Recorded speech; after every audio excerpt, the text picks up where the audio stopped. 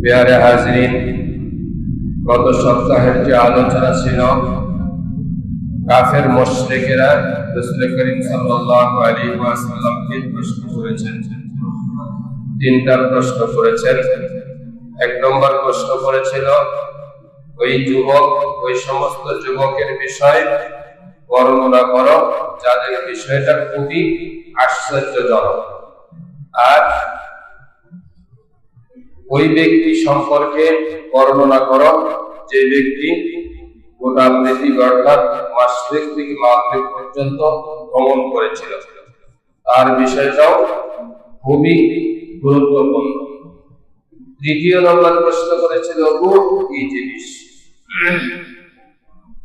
আল্লাহ পাক রব্বুল আলামিন নবী করিম সাল্লাল্লাহু আলাইহি ওয়াসাল্লামের উপরে কালামে পাক নাযিল করেছেন। এই বিষয় নিয়ে আল্লাহ তাআলা কাফের মুশরিকদের উপস্থিতিতে যখন আয়াতে কারিমাগুলো নাযিল হচ্ছিল, আসলে আবু জাহেল, উতবা, শায়বা, আবু লাহাব, ওয়ালিদ বিন মুগীরা এদের হিদায়াত আল্লাহ রাখেন নাই, এদের নসিবে আল্লাহ তাআলা কোনো হিদায়াত রাখেন নাই। বিধায় রাসূল করিম সাল্লাল্লাহু আলাইহি ওয়াসাল্লাম উপস্থিত থাকা সত্ত্বেও তাদের কপালে হিদায়াতের নূর চমকে নাই, তারা হিদায়াত প্রাপ্ত হয় নাই। আল্লাহ তাআলা খাস রহমত যাদের উপরে পড়েছেন তারাই একমাত্র হিদায়াত প্রাপ্ত হয়েছে। রাসূলের জামানায় কোনো ব্যক্তি যদি মুহাব্বতের সাথে নবী করিম সাল্লাল্লাহু আলাইহি ওয়াসাল্লামের চেহারার দিকে একবার নজর করছে, আল্লাহ তাআলা সাথে সাথে তার অন্তরে চোখ খুলে দিয়েছেন। সুবহানাল্লাহ। সাথে সাথে ঈমান নিয়ে আসছে, মুসলমান হয়ে গেছে।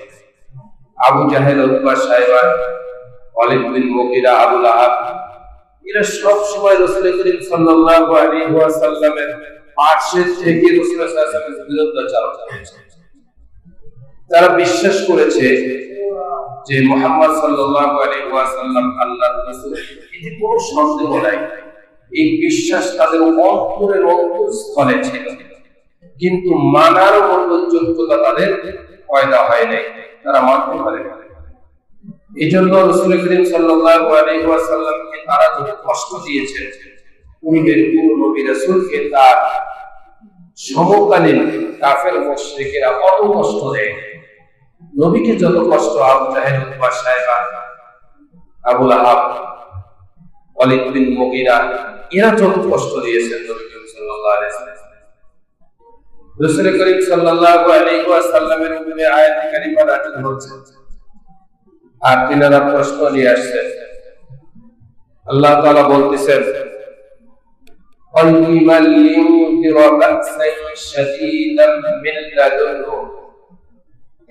এই কুরআনুল কারীমকে আমি প্রতিষ্ঠিত করেছি কাফের মুশরিকদের জাহান্নামের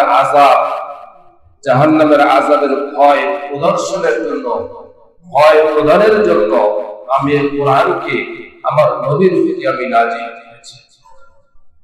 অর্থাৎ কাফের মুশরিকেরা আখিরাত যে আছে, জান্নাত জাহান্নাম আছে, কবর আছে, কবরের আযাব সত্য, কিয়ামতের বিভীষিকাময় অবস্থা সত্য, এটা তারা বিশ্বাস করে না। আপনারা মনে করতে পারেন যে কাফেররা এতই খারাপ ছিল যে আল্লাহর রাসূল সাল্লাল্লাহু আলাইহি ওয়াসাল্লামের উপরে কুরআন নাযিল হচ্ছে আখিরাত সম্পর্কে, আযাব সম্পর্কে, জাহান্নামের আযাব শাস্তি সম্পর্কে, তারপরেও তারা বিশ্বাস করে নেই। এটা তো ওই সময়ের কথা। বর্তমান সময়ে কত 5 ওয়াক্ত নামাজি মানুষও কবরের আযাব বিশ্বাস করতে চায় না। 5 ওয়াক্ত নামাজ আদায়কারী মানুষ আখিরাতের প্রতি বিশ্বাস স্থাপন করতে চায় না। 5 ওয়াক্ত নামাজ আদায় করে, মক্কা শরীফে গিয়ে হজ আদায় করে আসে, আবার অল্প দিক আর বেশি দিক টাকাও দেয়, তারপরেও কিয়ামতের বিভীষিকাময়, কিয়ামতের আযাব, জাহান্নাম, জান্নাত এগুলো বিশ্বাস করতে চায় না, অন্তরে জায়গায় দিতে চায় না। কিন্তু আমাদের বাংলাদেশে হাজার হাজার মানুষ আছে, অসংখ্য মানুষ আছে যারা আখিরাতকে বিশ্বাস করতে চায় না, কবরের আযাব সত্য এটাও মানতে চায় না, ওটা তো অনেক দূরের কথা। এজন্য আল্লাহ রাসূল সাল্লাল্লাহু আলাইহি ওয়াসাল্লাম বারবার একই কথা বলতেন বেশি বেশি, অর্থাৎ কবরের আযাবের কথাটা রাসূলুল্লাহ সাল্লাল্লাহু আলাইহি ওয়াসাল্লাম বেশি বর্ণনা করতেন সাহাবীদের কাছে। আর কবরের আযাবের কথা, কবরের কথা যখনই আসতো, মৃত্যুর কথা যখনই আসতো, নবী করিম সাল্লাল্লাহু আলাইহি ওয়াসাল্লাম কান্নায় ভেঙে পড়তেন, ভয়ে আতঙ্ক হয়ে যেতেন, এরকম অবস্থা হয়ে যেত। সাহাবা ইকরাম রাদিয়াল্লাহু তাআলা আজমাইন যখন কবরের বয়ান শুনতেন, কবরের আযাবের কথা শুনতেন, হাসরের ময়দানের আযাবের কথা যখন শুনতেন, সাহাবীদের ভিতরে কান্না রোল করে যেত। তারা এত ভয় করত কিয়ামতকে, এত ভয় করত জাহান্নামের আযাব, এত ভয় করত কবরের শাস্তি, কবরের আযাব। সাহাবীদের মধ্যে এমন একটা অবস্থা তৈরি হয়ে যেত। তো সাহাবীরা একদিকে কাঁদতো, আর ওই যে কাফের মুশরিকরা আরেকদিকে ঠাট্টা করতো, বিদ্রুপ করতো, ক্রিটিসাইজ করতো যে আবার মানুষ মারা যাবে, মাটির সঙ্গে মিশে যাবে, আবার মানুষ উঠবে, মানুষকে আবারও জিন্দা করা হবে, আবারও কিয়ামত হবে, একটা সমতল ভূমি হবে, সেখানে হিসাব নিকাশ হবে। মুহাম্মদ পুরাটাই একদম কেমন যেন কথা বলছে, ভুলভাল কথা, তাকে চিকিৎসা করাতে হবে, বিভিন্ন ধরনের কথা কাফের মুশরিকরা বলে। আল্লাহ পাক রব্বুল আলামিন তাদের কথার জবাবে বলেন, ফাইবাল লিউযিরা বা'সান শাদীদাম মিন লাদুনহু।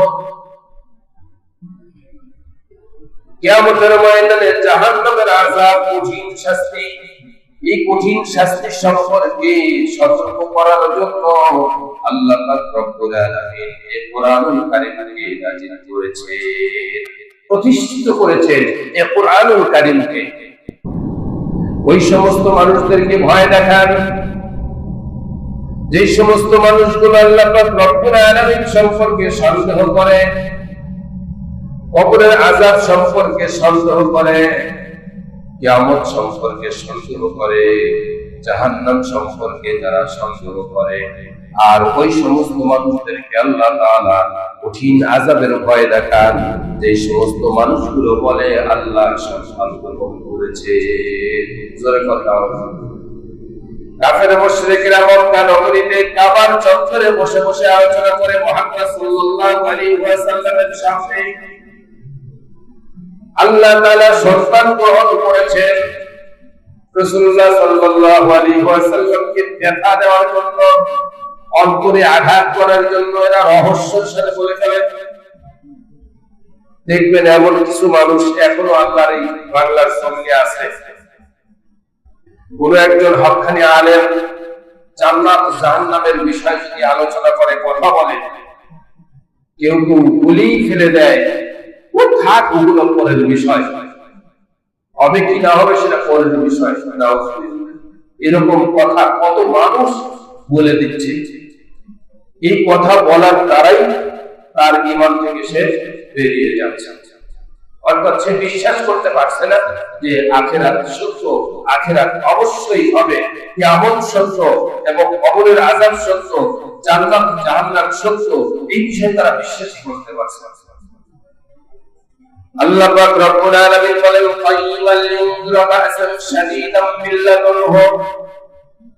ওই সমস্ত মানুষকে আল্লাহ তাআলা ভয় প্রদর্শন করেন যারা কাফের হয়ে যাচ্ছে, ইসলামকে দূরে সরায় দিচ্ছে, ইসলাম গ্রহণ করছে না, এবং ইসলাম গ্রহণ করার পরে ওই ইসলামের সঙ্গে হেউ প্রতিপন্ন করছে, ধোঁকাবাজি করছে, মুনাফিকি করছে। আল্লাহর পয়গম্বর মুহাম্মদুর রাসূলুল্লাহ সাল্লাল্লাহু আলাইহি ওয়াসাল্লাম উনসিরাত সম্পর্কে বর্ণনা করেছেন, আযাবান শাদীদা, ওয়া হাদিস লেখার করেছেন। আযাবান শাদীদান এর একটা অর্থ করেছেন মানুষকে আল্লাহ রাব্বুল আলামিন জমিনের উপরে ছেড়ে দিয়েছেন। এই মানুষগুলো আমল করবে, কি করবে না করবে তারা আমলের নির্ভর করবে, তারা আমলের উপর। কিয়ামতের ময়দানে যখন আল্লাহ তাআলা একটা পুল পার করাবেন, পুল সিরাত পার করাবেন, পুল সিরাত নামের একটা ব্রিজ, জাহান্নামের উপর দিয়ে একটা ব্রিজ তৈরি করবেন। ওয়া ইন মিনকুম ইল্লা ওয়ারিদুহা কানা আলা রাব্বিকা হাত্তাম মাকদিয়া। হাসরের ময়দানে একজন ব্যক্তিও পার হতে পারবে না এই পুল অতিক্রম করা ছাড়া।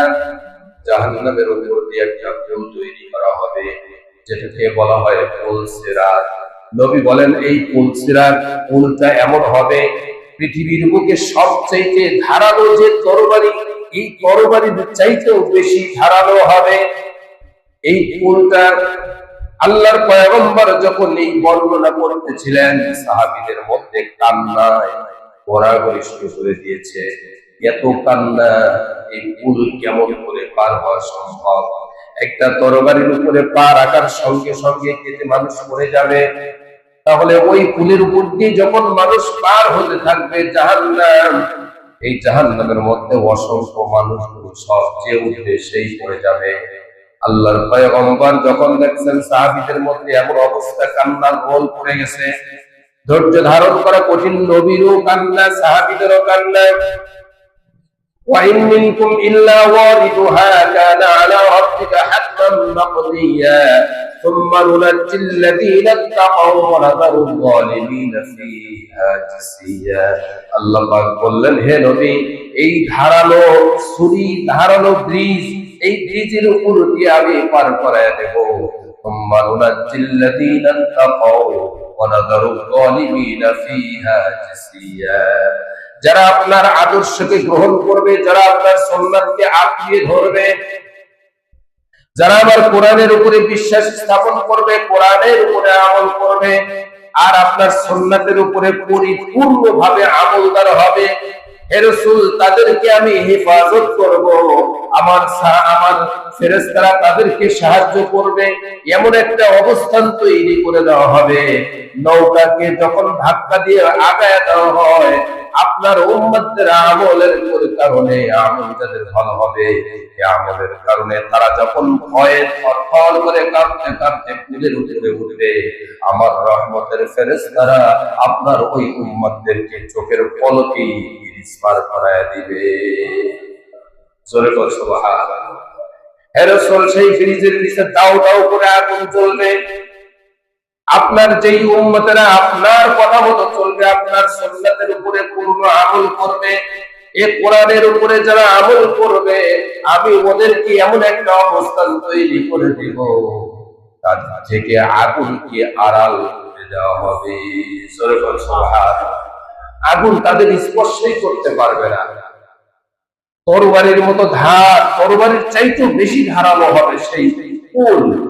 হাদিস শরীফের মধ্যে মুহাদ্দিসিনে কেরামগণ ব্যাখ্যা করেছেন, এই পুলটা যখন পার হতে থাকবে মানুষ, যে যতটুকু আমল করেছে ওই আমলের পাওয়ার যখন শেষ হয়ে যাবে, সাথে সাথে সব করে কেটে পড়ে যাবে, সাথে সাথে পড়ে যাবে আমলের পাওয়ার। যদি ভালো আমল হয় তাহলে আল্লাহ তাআলা এমন একটা কুদরত সেই জায়গায় বান্দার উপরে রহমত নাজিল করবেন, রহমত দ্বারা বান্দাকে হেফাজত করবেন, বান্দার পা কাটবে না, আমল তাকে হেফাজত করে নিয়ে যাবে, এই কোরআন তাকে সাহায্য করে নিয়ে যাবে, রাসূল করিম সাল্লাল্লাহু আলাইহি ওয়াসাল্লামের সুন্নাত তাকে সাহায্য করে এই পুল সিরাত পার করায় নিয়ে যাবে। আল্লাহ পাক রব্বুল আলামিন কাফেরদেরকে ভয় দেখালেন। কাবার চত্বরে আলোচনা হচ্ছিল, আল্লিমান লিউযিরা বা'সান শাদীদাম মিন লাদুনহু, কঠিন আযাব, জাহান্নামের আযাবের শাস্তির ভয় প্রদর্শনের জন্য আল্লাহ রাব্বুল আলামিন এই কোরআনুল কারীমকে নাযিল করেছেন। এবং ওয়ায়ুবাশশিরুল মুমিনিনাল্লাযীনা ইয়া'মালুনাস সালিহাত, আর ওই সমস্ত ব্যক্তিদেরকে সুসংবাদ দেওয়ার জন্য যারা নেক আমল করছে তাদের জন্য রয়েছে উত্তম পুরস্কার। সুবহানাল্লাহ। নেক আমল, নেক আমলের মধ্যে আযান দেওয়া নেক আমল, নামাজ পড়াও নেক আমল। আযান নেক আমল, আহ্বান করে সেই ব্যক্তি যিনি নামাজের জন্য মানুষকে আহ্বান করেন পৃথিবীর বুকে, সে হলো শ্রেষ্ঠ মানুষ। সুবহানাল্লাহ। হাদিস শরীফের মধ্যে আসছে, রাসূল করিম সাল্লাল্লাহু আলাইহি ওয়াসাল্লাম বর্ণনা করেছেন, যে ব্যক্তি আযান দেয়, 12 বছর যদি কোনো ব্যক্তি আযান দেয়, আল্লাহ তাআলা তার জন্য জান্নাত ওয়াজিব করে দেন। সুবহানাল্লাহ। আল্লাহ তার কোনো হিসাবই নেবেন না। 12 বছর আযান দিবে, আল্লাহকে, মানুষকে আল্লাহর দিকে ডাকবে, আল্লাহ তাআলা তার এত খুশি হন, এত রাজি হন যে বান্দাকে আল্লাহ তাআলা আর কোনো হিসাব দিবেন না, বিনা হিসেবে জান্নাত দান করেন। এরপরে ইমাম সাহেবদেরকে, এরপরে মুসল্লিদেরকে যারা আহ্বানে সাড়া দিয়েছেন, এই নামাজে আসছেন, নামাজ আদায় করেছেন, 5 ওয়াক্ত নিয়মিত নামাজ আদায় করেছেন, এই মানুষগুলোকে আল্লাহ রাব্বুল আলামিন হিসাবের কাঠগড়ায় দাঁড় করাবেন না, বিনা হিসেবে জান্নাত দান করে দিবেন। সুবহানাল্লাহ। এমন ভাগ্যবান তো আল্লাহ তাআলা আমাদেরকেও করাইতে পারেন না, কি বলেন? আমরাও তো হতে পারি এরকম। এই সৌভাগ্যবান ব্যক্তিদের মধ্যে তো আমরাও শামিল হতে পারি, কিন্তু শর্ত যে আছে, শর্ত ছাড়া তো যাইতে পারবো না। শর্ত হলো কোরআনের উপরে আমল করতে হবে, নবী করিম সাল্লাল্লাহু আলাইহি ওয়াসাল্লামের সুন্নাতের উপরে পূর্ণ আমল করতে হবে। এই দুইটা কাজ যদি আমরা করতে পারি তাইলে আমরা জান্নাতে যাইতে পারবো বিনা হিসাবে, কোনো হিসাব লাগবে না। আর যদি এগুলো পরিপূর্ণ আমরা আদায় করতে না পারি, কোরআনের প্রতি যদি আমরা বিশ্বাস স্থাপন করতে না পারি, কোরআনে যে ভয়গুলো দেখানো হয়েছে, ভয়ের প্রতি যদি আমাদের কোনো আস্থা না আসে, আমাদের ভিতরে যদি কম্পন শুরু না হয়, তাহলে আমরা এই কোরআনের উপরে আমল করতে পারছি না। আমাদের কোরআন থেকে দূরে চলে গিয়েছি আমরা। আল্লাহ পাক রব্বুল আলামিন বলেন, ওয়ায়ুবাশশিরুল মুমিনিনা আল্লাযীনা ইয়ামালুনাস সালিহাত, ওই সমস্ত মানুষদের সুসংবাদ এই কোরআনের মধ্যে রয়েছে যারা নেক আমল করছে, আমলে সালিহা করছে, আন্না লাহুম আজরান হাসানা, তাদের জন্য আল্লাহ তাআলা রেখেছেন উত্তম পুরস্কার। মাকিতিনা ফীহি আবাদা, এমন একটা পুরস্কার আল্লাহ তাআলা বান্দার জন্য বাজার করে রেখেছেন, সেই কিয়ামতের ময়দানে পার হবে জান্নাত। ওই জান্নাতে মাকিতিনা ফীহি আবাদা, এই নিয়ামতের মধ্যে অনন্তকাল অবস্থান করবে। জোরে বলো সুবহানাল্লাহ। অনন্তকাল একবার সেই শান্তিময় জায়গায় প্রবেশ করবে বান্দা, আর কোনদিন সেখান থেকে বের হতে হবে না, শুধু আনন্দ আর আনন্দ, নিয়ামত আর নিয়ামত। আমাদের দেশে আমরা একটা ঘরের মধ্যে অবস্থান করি, কিছুদিন থাকি, তারপরে বের করে দেওয়া হয়, হয় কি হয় না? যদিও কেউ মনে করে যে না আমি বের হব না, রুহুটা বের হলে তার বের হতে হবে না, তাকে বের করে দেয়া হবে, আর তাকে রাখতে দেওয়া হবে না। আর যদি বৃদ্ধাশ্রম হয়ে থাকে তাহলে বৃদ্ধাশ্রম থেকেই সেই পরজগতে চলে যেতে হবে, বাড়িতে আর ফিরেও আসা হবে না। বাড়ির মধ্যে থেকেও যারা ঘরের বিছানায় শায়িত হয়ে অবস্থায় মারা যাবে, এদেরকে ঘর থেকে বের করে দেওয়া হবে, আর ঘরে ঢোকানো হবে। আল্লাহ পাক রব্বুল আলামিন বলেন, মাকিতিনা ফীহি আবাদা, আমি এমন একটা নিয়ামত, এমন একটা সুন্দর জায়গা আমার ওই বান্দাকে দেব যেখানে সে অনন্তকাল থাকবে। ওই জায়গায় একবার যদি কোনো বান্দা প্রবেশ করে, আর ওই জায়গা থেকে বান্দার আর বের হতে পারে না, বের হতেও হবে না, সে ওই জায়গাতেই কাটিয়ে।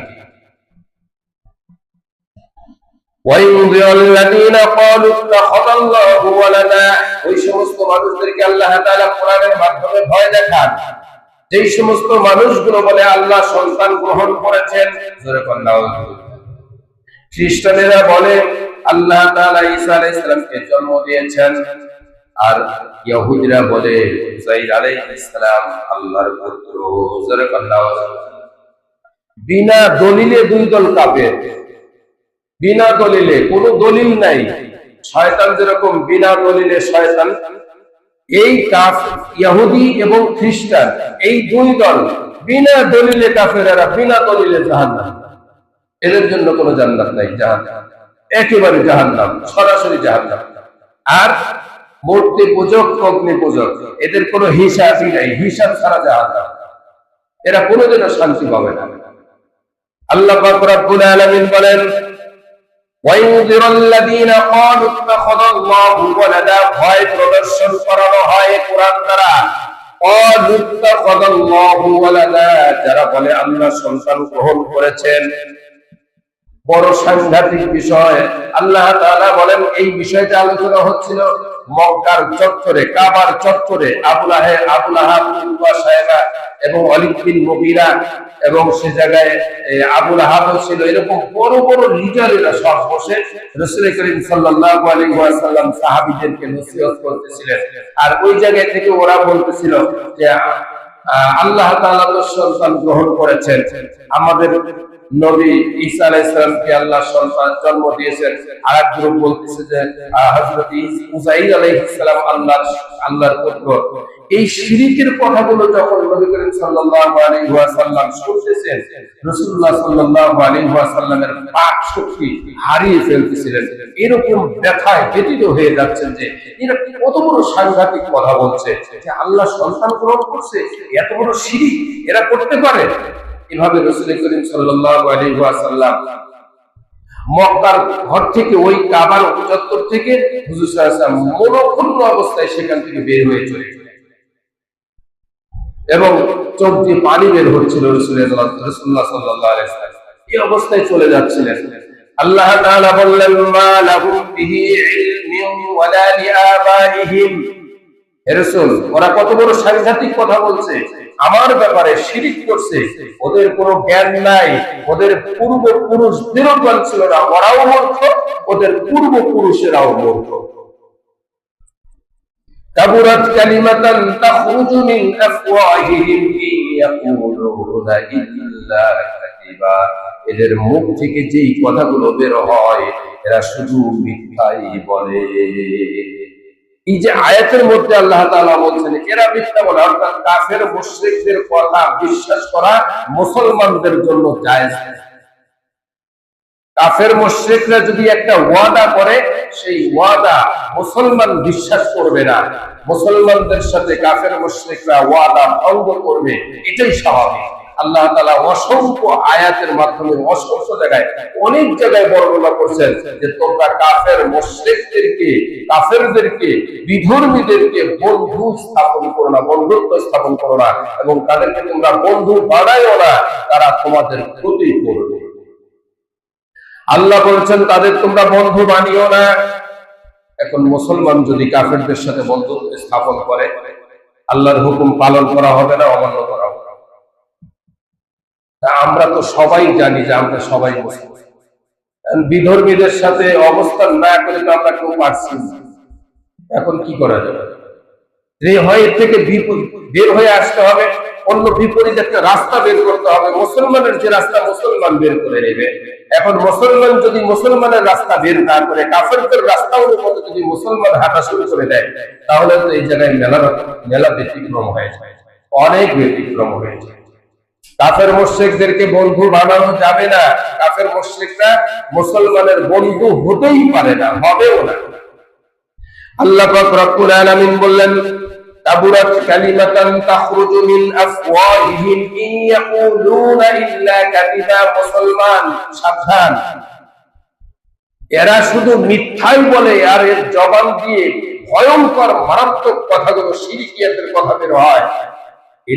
এরা তোমাদের বন্ধু হবে না, এরা শুধু খালি মিথ্যা বলে, এরা সত্যি বলে না।